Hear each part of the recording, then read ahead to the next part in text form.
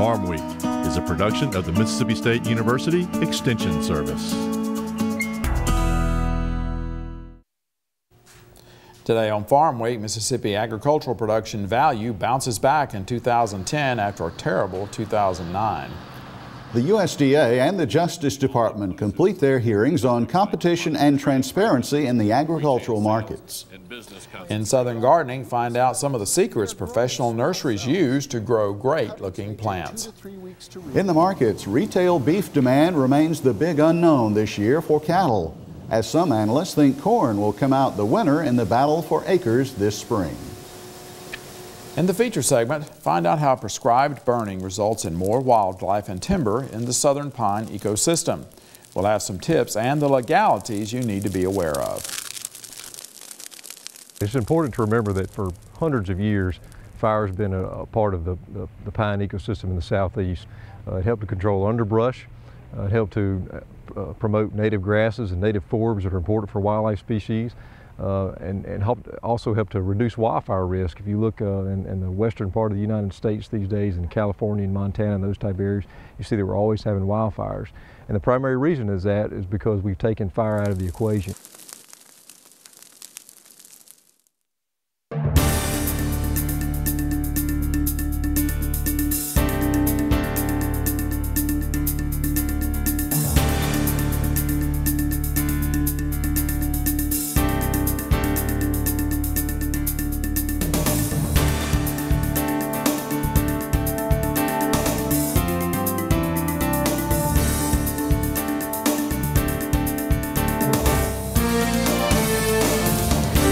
Good day, everyone. I'm Leighton Spann. And I'm Artis Ford. Welcome to Farm Week. While the rest of the economy remained suspect last year, Mississippi farmers as a whole managed to bounce back in 2010. Well, Leighton, Mississippi farmers needed a good year in 2010 after many suffered devastating losses due to the wet harvest weather in 2009. The Mississippi State University Extension Service says that farm production value rose 19% in Mississippi in 2010 compared with the previous year. It actually set a new record. Mississippi agriculture produced $6.9 billion worth of commodities in 2010. Farm production value is the value of the commodities produced and sold by Mississippi growers. Poultry remained the state's #1 ag commodity in 2010. Production value totaled almost $2,475 million, up 9% from the previous year. Forestry came in at #2, again up almost 25% though, to $1,078 million. Soybeans #3, $821 million, up 16%. Corn #4, up a whopping 71% to $555 million. In raw dollars, federal government payments to all farmers and landowners ranked 5th, up 8% to $520 million. This does include CRP and EQIP payments and the like. Cotton bounced back to #6 with the help of record prices and more acreage, up 141% to $363 million. Mississippi rice finished 7th, $224 million.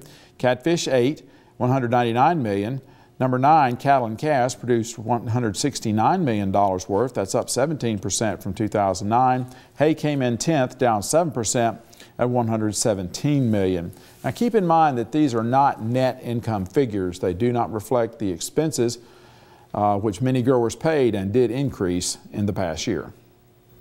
As large agricultural companies decrease in numbers and merge, some farmers and ranchers are complaining that there is a lack of transparency in ag markets, which threatens their survival. In December, the Obama administration wrapped up the fact-finding part of an investigation into profit margins in our nation's agricultural supply chain. Market to Market's Mark Pearson reports one Mississippi ag leader testified at that hearing. As the last of 5 joint workshops began between USDA and the Department of Justice, Secretary Vilsack made clear the aspirations and fears of the producers in America's agricultural sector. Producers want to have or maintain marketing options. They want transparency. They want access to markets. They have fewer buyers with whom to do business, and they struggle with debt and face challenges accessing capital. And lastly, they just want to be treated fairly and with respect. In the first ever partnership between the two government agencies, the workshops were designed to be all-inclusive, covering topics like commodity trading practices, retail sales, and business concentration. Last week's meeting was designed to explore profit margins. Indirectly, all costs when the consumer quits buying come back down to the producer. They come back down to the wholesaler, and the wholesaler has one of two things. He can either drop his price to you or he can cut production. Well, he's got fixed costs that he has to meet and production lines that he has to keep busy. So usually the alternative, and I would say nearly 100% of the time, is to lower his procurement cost to us. So indirectly, all costs do come back to the producer. While it became clear the manner in which prices are determined is murky, those speaking on behalf of various farmer and rancher groups expressed concern over the limited number of outlets. Under the current structure we have now, where the concentration in the poultry industry and the dairy industry, and especially in my industry of growing vegetables, with only 4 or 5 major buyers. And I think that should be, I don't know how you can change it, but in the future, it definitely need to be restructured, where it could be opened up to different avenues of marketing. But after the session was over, critics were already questioning if the proceedings were no more than glorified handholding. So, I think you can certainly grade us on what we have done so far, but I think there is a promise that comes out of what we have done, and I think we'll have to see, whether we make good on that promise. I'm confident that given the partnership that exists between agriculture and justice, that we will make good on that promise. And Assistant Attorney General Christine Varney was quick to point out that the formal gatherings had already yielded results. But we have several investigations. We have several leads that came out of these workshops that we're following up on. We're doing that in consultation, in partnership with our colleagues at the Department of Agriculture, which has not happened before. So when we find instances of potential wrongdoing in a very unique and some cynical might say small setting, we're able to go to our colleagues at Agriculture and say, look, we're hearing about this practice, and they can help us determine if it's a more widespread practice that needs to be prosecuted on a broader basis, or if it is a smaller and more contained practice. Well, have you ever wondered what it takes to make the plants at the garden center just look so beautiful? Well, in this week's Southern Gardening segment, Extension horticulturist Dr. Gary Bachman of Mississippi State University takes us behind the scenes and reveals some of the growers' secrets.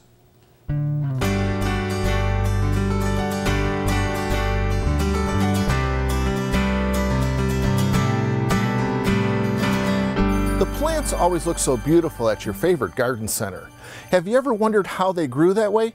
Come on, let me show you some of the growers' secrets. Today I'm with Sandra Schals at JDS Nursery, where we'll see how beautiful plants are grown for you. The propagation house is the first stop. Most plants start off as rootless cuttings and are grown in small cells. The cuttings may take 2 to 3 weeks to root, and hormones are used to encourage root formation. Automatic mist comes on to raise the humidity and keep the cuttings from wilting. The next step is to transplant the rooted cutting into 3 to 4 inch containers. Over the next 4 to 8 weeks, fertilizer and water are carefully applied to encourage the small plant to develop healthy shoots and roots. When ready, the plants are shipped to local garden centers, or they may be transplanted again into a larger container. This beautiful hanging basket of bluebird nemesia, red wave petunia, wink garnet diacea, and plentiful pansy will soon be overflowing and ready for market. From start to finish, it may take Sandra from 8 to 12 weeks to produce a saleable plant. So the next time you bring some of these gorgeous plants home, remember the care that the growers put into those plants to make them beautiful for you. I'm Gary Bachman for Southern Gardening. Gary says try to adapt some of these professional grower techniques to your situation when you want to try to start some new plants. Well, Leighton, in our feature segment today, it seems like an oxymoron, but fire, particularly controlled fire, is an excellent management tool to grow more wildlife and southern pine timber. We'll show you how. Time now for the markets with Leighton. You say we've got some monthly supply-demand reports coming out, so is the market setting up? Well, it looks like right now, at least according to Allendale, their early projections, smaller U.S. corn and wheat ending stocks, but a slight increase for soybeans. But anyway, as for our markets this week, U.S. catfish prices remain above year-ago levels. Pork supplies may decrease, but U.S. corn acres are expected to grow. Government numbers released just before New Year's indicate that U.S. farm-raised catfish prices remain above where they were a year ago.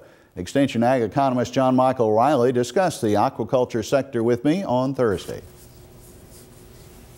John Michael, what is the state of the catfish industry right now as we begin the new year? Well, just like a lot of other agricultural enterprises, it's a trying one for the most part. If you look at total operations or total water acres, it seems to be steadying out a little bit after a bit of a drop-off when the run-up in feed prices really put some producers in a state of disrepair. But like anything else, it's a risky endeavor. It continues to be a risky endeavor, and it's one that producers are constantly having to struggle with. But for the most part, things kind of started looking up and up toward the end of 2010, and maybe that will continue as we move into 2011. Now, I would suppose the cost of feed is really the wild card, kind of the unknown that's making things a little bit nervous. That's the one that producers are constantly having to grapple with. It composes well over 50% of their cost of production. And we continue to see corn and soybean prices rise, which is definitely going to cause their feed prices to rise. So I don't really see that easing up anytime soon, you know, so it's something they're going to continue to have to deal with. Luckily, based on ERS data to close out 2010 up through October, actually, from August, September, and October, we saw the prices that farmers were receiving rise kind of counter-seasonally. So that was one bit of good news as we closed out. And maybe that continued, I don't know yet, but maybe that continued on to the final months of 2010. And that's pond bank price right. We're talking about there. And exactly, it rose from 79 to 83 for the last couple of months that the data was reported. And I think that is a little bit above a year ago. That is above a year ago. It's above the average. So that's, like I said, that was one of the bright spots there. Maybe that will continue into the new year, but the feed prices, you know, they're going up just as well. As far as Mississippi water acreage, that seems to have kind of leveled off. We're not necessarily losing a lot more water acreage right now. We were shedding acres pretty fast there for a couple of years, but it appears as though those producers that are in the business doing things the right way, they're able to maintain that water acres, and we're seeing that steady off, yes. And at the end of last year, a lot of interest in trade adjustment assistance, which seems to indicate still a lot of interest in aquaculture. There is. The meetings, the sign up and everything is over with. Those producers that are in it can continue to be in it, and there's some intensive training that's going to be coming in the next couple of months. So we'll look forward to what that holds. Well, we turn from fish to beef now. Cattle prices across the board are expected to post year-over-year increases in 2011. This according to Oklahoma State Extension Specialist Darrell Peel. Peel says one of the major factors that will impact prices in this sector is whether demand for beef continues to recover as the weak economy improves. Well, as for hogs and the pork sector, prices are expected to hit record highs in 2011. Purdue Extension economist Chris Hurt says that smaller U.S. hog herds combined with stronger demand and rising exports will all combine to be the foundation for rising prices. On the downside, though, as far as producers, Hurt thinks potential record high prices at the farm gate will be overshadowed by a much higher cost of production, mainly due to the estimated price of two key feed ingredients, corn and soybean meal. Our trivia this week concerns a very familiar invasive weed, kudzu. How fast can kudzu vines grow in Mississippi and elsewhere? Is the answer 25 feet per year, 45 feet per year, 70 feet per year, or 80 feet per year? You stay with us to find out. We're going to pause now for a short break on Farm Week. Coming up, we'll look at the calendar in the second half of the markets. Leighton Spann reports that some think U.S. cotton acreage will gain at the expense of soybeans in 2011. China is also buying corn on the world market. In the feature segment today, see why prescribed burning is helpful, not harmful to trees and wildlife in the southern pine ecosystem.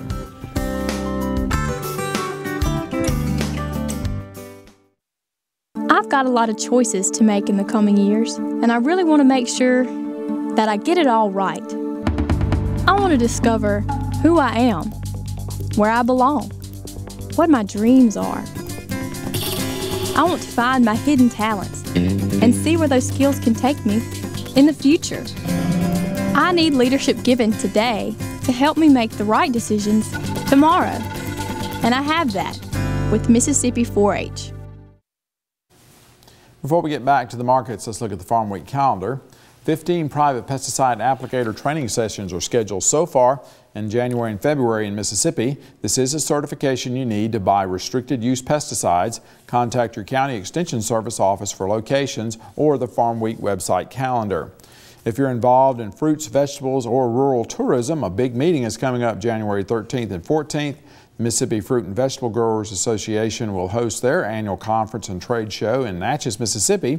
In addition, the Mississippi Agritourism Association and the Gulf South Blueberry Growers will meet as well. The price for both days is $90, $65 for one day. The Delta Ag Expo takes place Tuesday and Wednesday, January 18th and 19th in Cleveland, Mississippi at the Bolivar County Expo Center. The doors open at 8:30 a.m. Go to our Farmweek website at farmweek.msucares.com for information on these and other events. Now check out this Farmweek snapshot.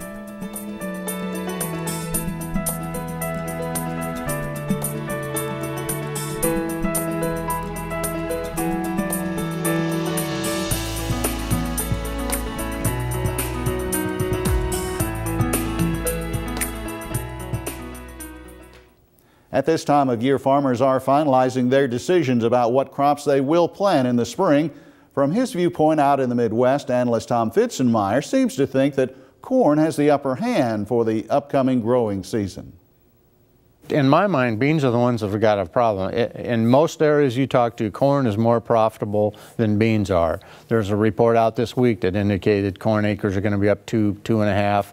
There's a big battle being fought between corn and beans, and it's my contention that that battle was fought last fall. We had a great fall for getting field work done, fertilizer done. People made decisions last fall, and corn won that battle. Now, to what extent, we're going to have to sort that out through the winter here.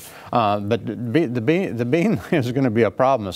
And if you have any kind of a hiccup in South America, that's even going to, tighten things up even more. So it's going to be really interesting to see how that shakes out.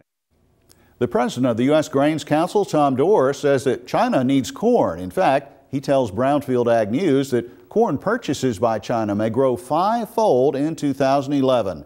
The council says that corn purchases by China amounted to 1.5 million metric tons last year. Now that figure is projected to possibly reach 7.5 million metric tons this year. China has made its purchases from the U.S. and other countries such as Argentina. Just ahead of the feature story, the trivia answer now for our week. C is the correct choice. Kudzu vines can grow up to 70 feet per year. In the feature segment today, we go to Lumberton, Mississippi to visit a couple honored for their commitment to conservation.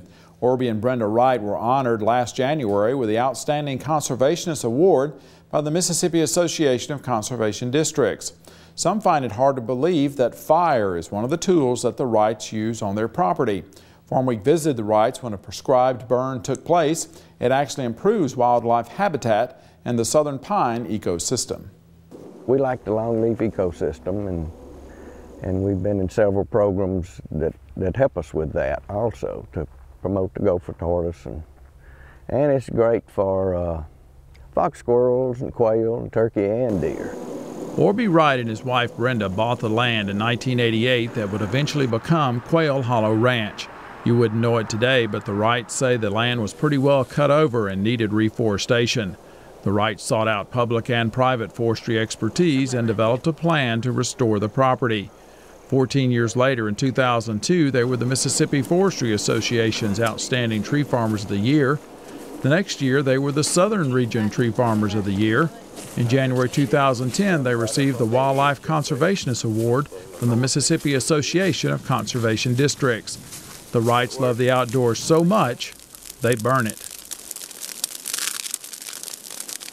It's important to remember that for hundreds of years, fire has been a part of the pine ecosystem in the southeast. It helped to control underbrush. It helped to promote native grasses and native forbs that are important for wildlife species, and also helped to reduce wildfire risk. If you look in the western part of the United States these days, in California and Montana and those type areas, you see that we're always having wildfires. And the primary reason is because we've taken fire out of the equation. Rush Walsh is the president of the Mississippi Prescribed Fire Council and the chairman of the Lamar County Soil and Water Conservation District. Walsh says the southern pine forest and its wildlife are adapted to fire. As long as the fire stays out of the treetops, southern pines can take the heat. The fire also clears out the understory, creating anew the habitat that the animals of the southern pine ecosystem need. Fire just starts the process of plant succession over. We reduce the woody growth and the hardwood competition. We reduce all the dead grasses.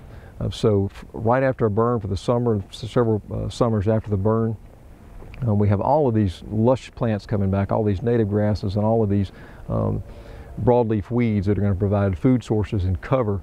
The proper use of fire in pine timber and wildlife management is called prescribed burning.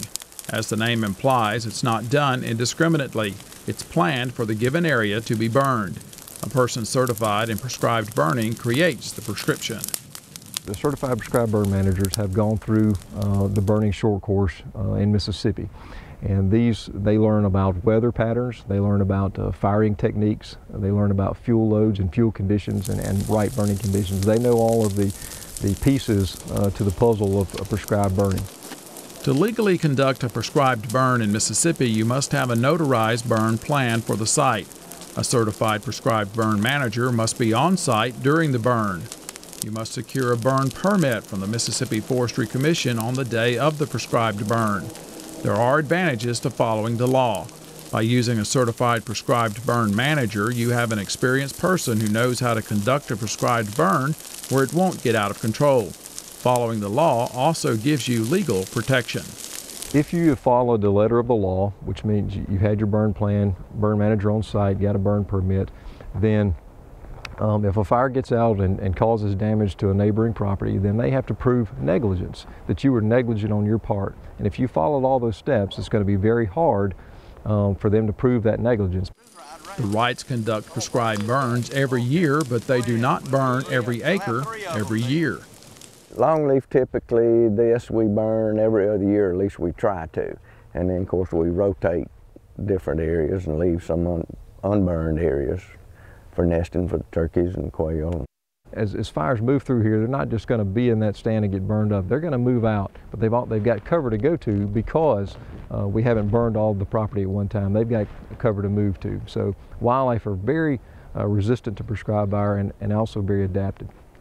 Just as I went up the house a while ago, is bringing the water back, there was 4 fox squirrels in the front yard. Just, you know, you have geese in the back, and I saw 2 big turkeys walk across the yard this morning, and you know, that's just something that not everybody, you just can't have without working at it. Prescribed burning is not done simply by getting on the upwind side of a track and allowing the fire to sweep across the entire track at one time. Torches are used to set fire to small strips, working from the downwind edge of the track to the upwind side. This keeps the fire manageable, out of the treetops, and it's much less likely to jump the fire lanes. Smoke is one of the biggest concerns in prescribed burning. Weather conditions must allow it to rise into the sky. Smoke that stays on the ground could create dangerous driving conditions on nearby roads. The biggest factor that we face with burning today is smoking in highways and residential neighborhoods, and that's where that burn permit really comes in and says, hey, smoke is allowed to disperse well today. Gary Blair, South Area Vice President with the Mississippi Association of Conservation Districts, says the Wrights were deserving of the MACD's Wildlife Conservationist of the Year award. They're involved in reestablishing the gopher tortoise on their property. Blair says the Wrights have also assisted the Lamar County Soil and Water Conservation District by hosting education events for landowners and youth. The property has been a training site for the MACD-sponsored Envirothon competition. A lot of our programs now are geared toward education. I would say that's our largest component, is educating not only the public and the farmers and the landowners, but also our young people, our students. We do a lot of our programs are geared toward our young people and getting them aware of what conservation practices are and what things that they can do to assist the the natural resources that God has given us. Using poplar lumber salvaged after Hurricane Katrina swept through their property, the Wrights have built a creekside pavilion. That's something that we wanted to do, and it gives us an opportunity to have a place so that we can have the school kids come in, and we have field days down here and things like that. It's just it's an ideal spot rather than in a more residential kind of setting. Brenda Wright says getting young people interested and knowledgeable about conservation is vital. Well, if the young people aren't interested and don't learn about it, it ends with, you know, these generations. But most young people, given the opportunity, they love the outdoors. And if you're interested in watching this story again, go to our Farmweek website. We'll also have lots of places for you to get started if you're interested in prescribed burning. Well, we are at the end of Farm Week for this week. On our show next week, it's an old argument: grow trees or cattle. You'll meet a South Mississippi cattleman who says that stocker cows make him more money than growing pine trees. Sean Mercer of Richton says he grows trees, but at this point in his life, his emphasis is on stocker cows. And in Southern Gardening, we'll try installing some water features. They don't have to be big to have an impact. For the rest of the Farm Week crew, I'm Artis Ford. And I'm Leighton Spann. Thanks so much for watching. We'll be back next week.